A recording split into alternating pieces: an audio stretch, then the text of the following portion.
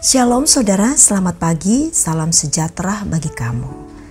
Kembali Tuhan mempertemukan kita melalui renungan harian edisi Rabu 6 September 2023. Saya mengajak kita semua dengan hati yang penuh sukacita, kita menyambut kebenaran firman Tuhan.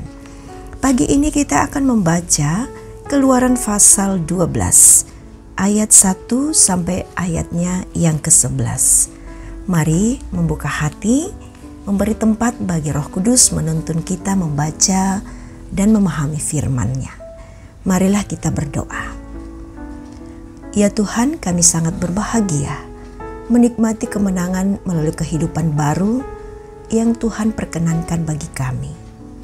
Semuanya akan kami landasi dengan menyatu dalam kebenaran-Mu Tuhan. Kami siap membaca firman-Mu. Roh Kudus berkenan menolong kami, memberi kami hati yang paham tentang sabda kebenaran Tuhan.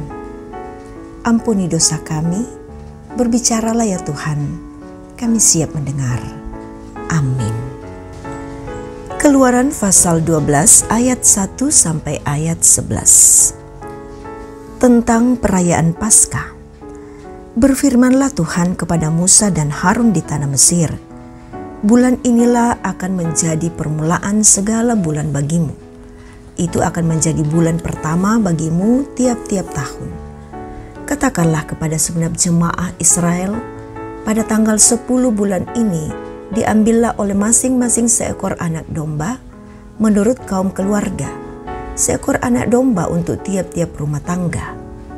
Tetapi jika rumah tangga itu terlalu kecil jumlahnya untuk mengambil seorang anak domba, maka ia bersama-sama dengan tetangganya yang terdekat ke rumahnya haruslah mengambil seekor menurut jumlah jiwa tentang anak domba itu.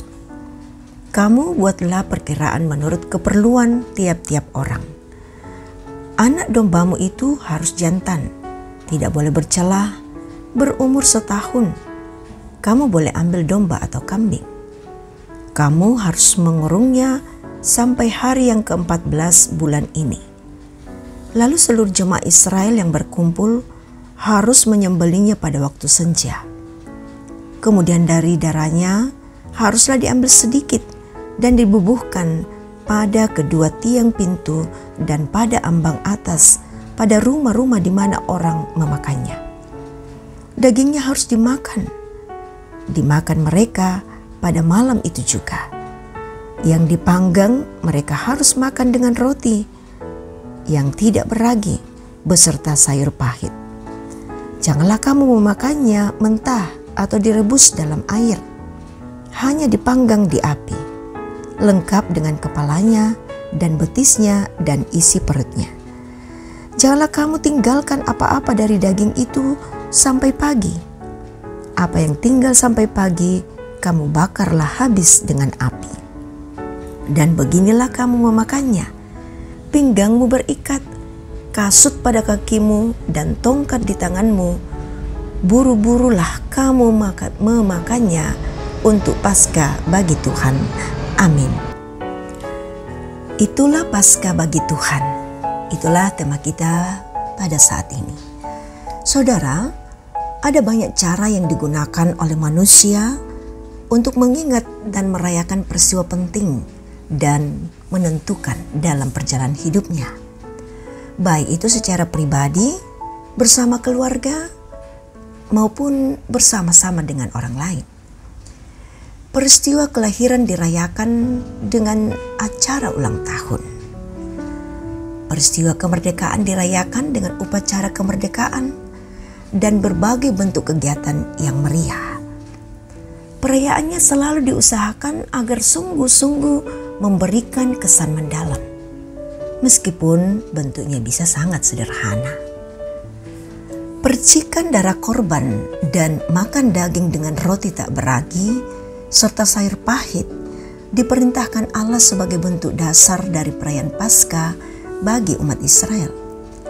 Menariknya, ketetapan tersebut dilakukan menjelang tulah ke-10, yaitu peristiwa yang tidak akan terlupakan dan memunculkan seruan yang belum pernah dan tak akan pernah ada lagi.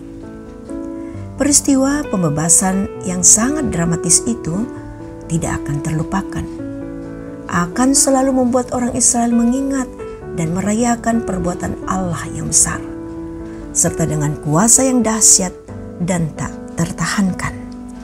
Saudara yang diberkati Tuhan, umat Israel merayakan Paskah dengan makan roti dan minum anggur dalam suatu persekutuan, mengingat kemenangan Kristus yang diperoleh melalui pengorbanannya, kematian dan kebangkitannya adalah inti perayaan Paskah umat Kristen.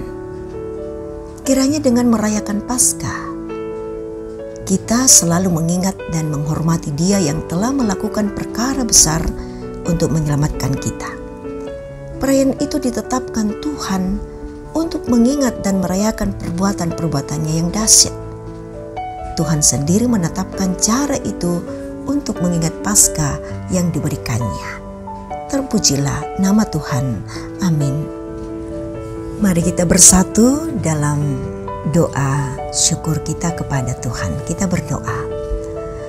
Tuhan, kami bersyukur untuk kekuatan baru yang Tuhan karuniakan bagi kami. Bersyukur bahwa Engkau mengingatkan kami begitu besarnya kasih-Mu kepada kami, Tuhan. Engkau mengorbankan anak tunggal-Mu untuk memberi kami kehidupan. Dan peristiwa keluarnya bangsa Israel dari Mesir akan terus menggugah kami bahwa dengan cara yang luar biasa Tuhan menyatakan kasih dan tergenapi di dalam darah Kristus Yesus.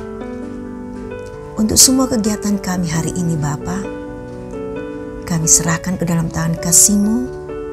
Roh Kudus menolong kami, memberkati kami, menjaga hati kami, dan biarlah perkataan kami terkontrol dalam kehendak Roh Kudus, dan ajar kami untuk terus memikirkan apa yang Tuhan pikirkan dalam segala perkara yang kami hadapi.